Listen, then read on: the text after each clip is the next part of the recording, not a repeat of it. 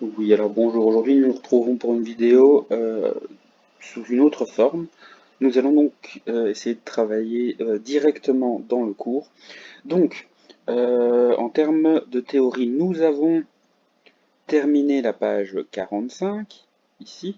Donc, nous devrions normalement entamer la page 46. Donc, les exercices, c'est ce qui a déjà été fait et je vous en remercie. Euh, et donc, nous arrivons à une autre page de théorie, ici, page 46, et ses applications, page 47. Première information, donc ici, page 46. Alors, première information, on va passer ces pages. J'expliquerai pourquoi en présentiel, mais sachant que la matière qui est dans la page 46 et 47 n'est pas de la matière, entre guillemets, obligatoire. On en rediscutera en présentiel. Donc, vous passez la page 46 et 47. Ceux qui veulent essayer par eux-mêmes peuvent, mais ce n'est pas nécessaire. Et donc nous allons nous attaquer au dernier point de matière. Ce dernier point de matière, c'est les résolutions d'équations graphiques et algébriques. Je pense que nous ne ferons que la graphique aujourd'hui, mais rien n'est moins sûr. Nous verrons à la suite de cette vidéo. Donc la résolution des équations graphiques et algébriques. Alors avant, donc ici, les feuilles qui suivent, c'est sous forme d'exercice normalement. J'explique ceci sous forme d'exercice. Donc, de la page 48 à 53, sur chacune des feuilles, vous retrouverez donc un graphique d'une transformée de fonction de référence, ici également, ici également, ici également, et ici également. Donc 5 exercices. Et à chaque fois, en dessous de ces exercices, il y a 3 consignes, en 3 points. Donc, un point 1, un point 2 et un point 3. Alors, ce qui va vous être demandé de faire aujourd'hui, donc ce sera le point 1, je vais en faire 2 avec vous. Et ça, c'est les mêmes exercices que ceux qui ont été faits précédemment, donc vous devriez avoir rattrapé le truc.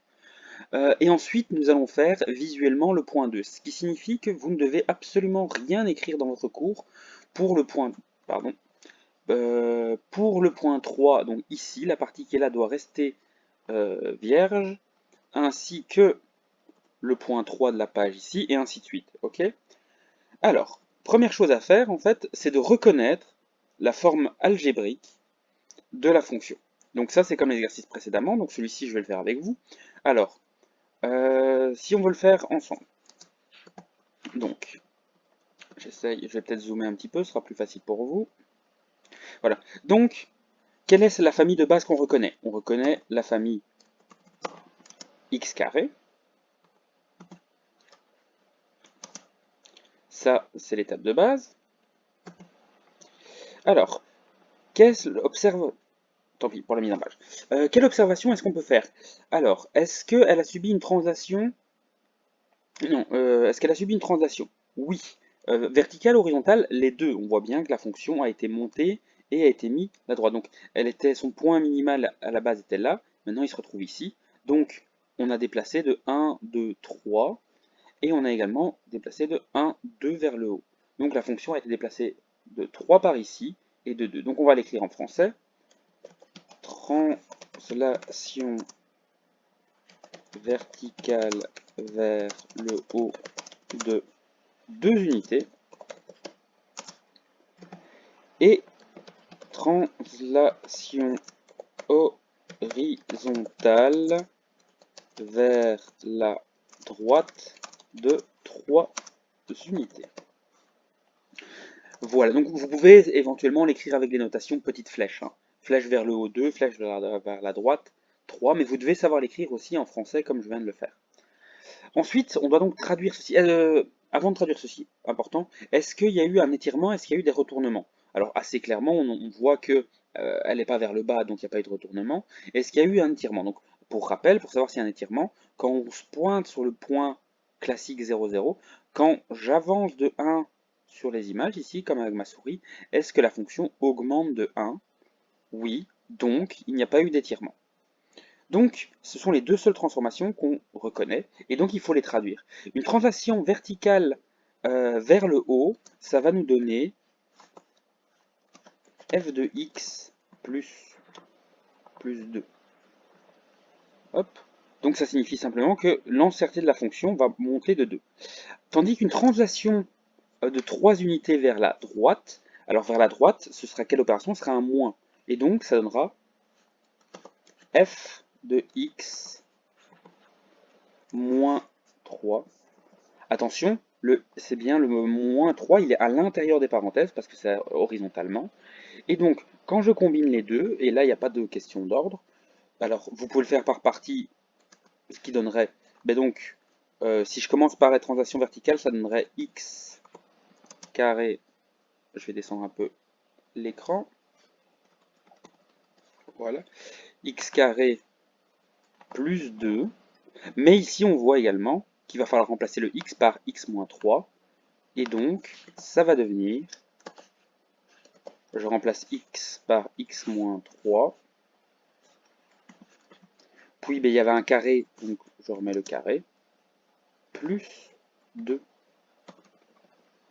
Il y a moyen, si vous avez un peu compris ça, en tout cas pour les translations, normalement, ça ne devrait pas être trop compliqué, et il y a moyen de le faire directement. Donc, notre fonction ici, c'est x carré plus 2. Donc, moi je vais effacer ça. Vous n'êtes pas obligé, c'est selon la difficulté que vous avez. Ceux qui ont des difficultés ou qui font encore des erreurs d'inattention, je vous conseille fortement de recopier en français. Pour les autres, vous pouvez directement mettre la solution quand vous êtes à l'aise avec la matière. Et donc, hop, pour faire plus propre, voilà, la réponse, c'est x moins 3 au carré plus 2. Et donc, hop, je fais un petit peu de mise en page. Et donc ici, f de x égale 3. Donc normalement, en fait, ce que vous devriez faire, c'est, ben, il faudrait résoudre l'équation suivante. X moins 3 au carré plus 2 égale 3. Et donc, vous devriez faire un calcul là, mais ça, ce sera l'étape 3 qu'on fera en présentiel la semaine prochaine. La question est, est-ce qu'il n'y aurait pas moyen de résoudre ceci, de trouver les solutions plus facilement en regardant le dessin?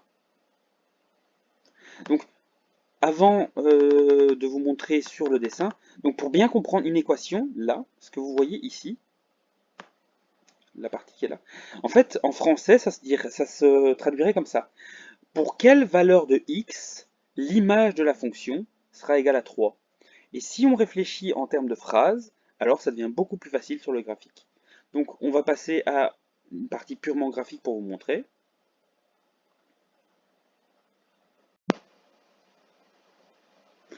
Donc voici, j'utilise un petit logiciel graphique. Pardon. Donc on voit que c'est bien la fonction x-3 au carré plus 2, c'est bien celle-ci. Et on voulait que, en fait, on cherchait quelles sont les valeurs de x, donc sur la ligne ici, quels sont les nombres où l'image de la fonction, c'est 3. Et en fait, c'est assez facile, il suffit simplement de tracer la droite 3, pardon, égale 3, voilà. Donc, en fait,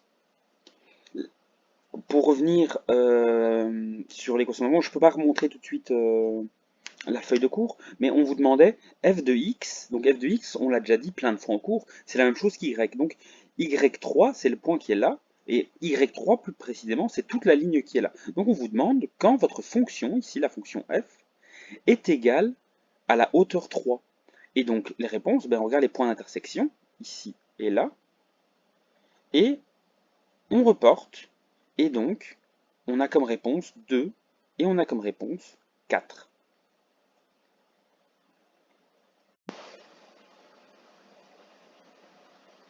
Donc, pour trouver la solution à f de x égale 3, ben, il suffisait de regarder. Alors, les solutions, quand on fait des équations, il y a une façon d'écrire les choses. C'est très très important.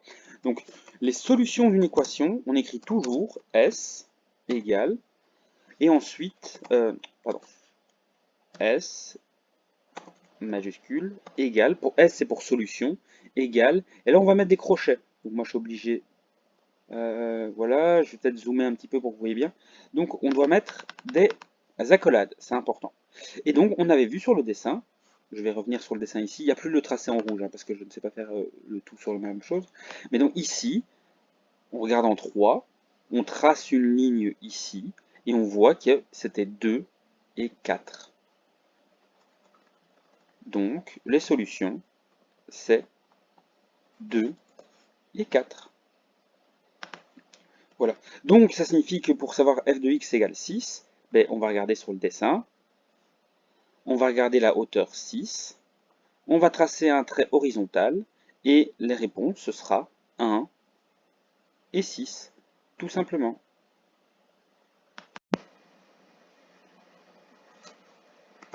Et donc, euh, cette méthode par visuel est quand même beaucoup plus facile que de résoudre l'équation qui est là, mais nous devons savoir le faire dans les deux sens. Donc en fait, la partie 3, donc ici, vous écrivez solution, le point, S égale, vous mettez des accolades, donc vous le faites sur papier, hein, évidemment. Et là, vous mettez les deux points d'intersection qu'on aura rencontrés. Et donc, nous vérifierons par calcul si ces réponses sont correctes. On est sûr qu'elles sont correctes, le graphique il est là, donc là on est sûr que c'est correct, mais on montrera qu'on peut le faire également par calcul. Donc, avançons un peu, peut-être encore un autre exemple. Donc prenons cet exemple-ci. Je crois que je vais faire les 2-3 premiers et puis laisser le reste. Et il y aura le petit travail en plus qui sera donné en fin de tâche. Alors, ici, donc, quelle famille il s'agit? La famille, pardon, racine carrée. Donc, hop, c'est la famille racine carrée de x. Mais qu'est-ce qu'elle a subi comme transformation? Alors, est-ce que son point ici, il a été translaté? Non, donc il n'y a pas de translation. Est-ce que quand j'avance de 1, ici je vais descendre de 1. Donc en fait, elle a été retournée. Donc ma fonction, elle était ici. Elle aurait dû être là, comme ça. Mais elle a été retournée. Alors, si je la retourne vers le bas, elle va aller ici. Donc c'est pas celle-là. Si je la retourne de gauche à droite, elle va aller ici. C'est pas celle-là non plus. En fait, elle a été doublement retournée. Donc en français, on met retournement gauche-droite,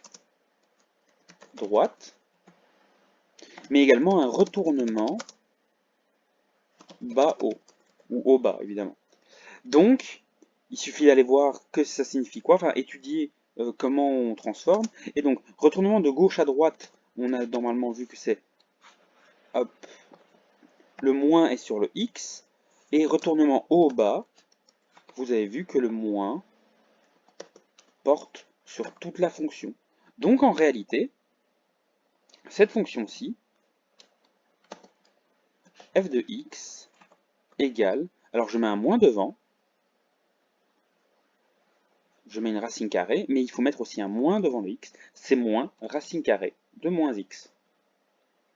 Et donc, on va passer à la partie graphique. Donc, quand est-ce que f de x égale moins 1? Alors, il me suffit simplement, hop, je regarde, hop, je remonte, voilà. Donc, sur mon axe y, ben, je regarde moins 1, je trace un trait horizontal en moins 1, et je vois qu'il y a une intersection ici, et l'intersection, elle est en moins 1. Attention, on ne voit pas bien les moins, mais c'est la partie négative. Donc, la réponse est moins 1.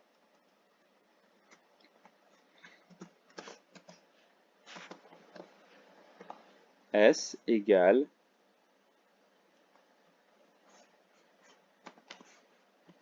moins 1. Alors, maintenant pour moins 2. Ben, moins 2, je regarde ici, je regarde, l'intersection c'est moins 4, on a déjà la solution.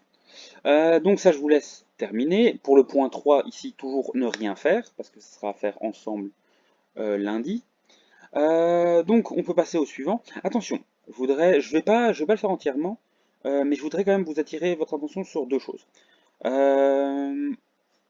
Ici, par exemple, f de x égale 3, ça signifie qu'il faut regarder, oh, pardon, sur mon dessin quand on est en 3. Ben, en 3, si je trace un trait ici vertical, est-ce que la fonction touche? Non. Mais en réalité, c'est si je continue mon trait, à un moment ou l'autre, ça va toucher. Donc, et c'est ça le problème, c'est que graphiquement, on ne peut pas être sûr à 100%. Parce que le graphique est limité par l'espace qu'on prend ici. Si je prenais un plus grand graphique, j'aurais eu raison, mais c'est plus compliqué. Donc, quand c'est pas possible, on écrit simplement hop, pardon, ne sait pas voir sur le graphique. Voilà. Sur ce, ben, je vous laisserai terminer l'exercice là et terminer la petite fiche d'exercice supplémentaire. Voilà.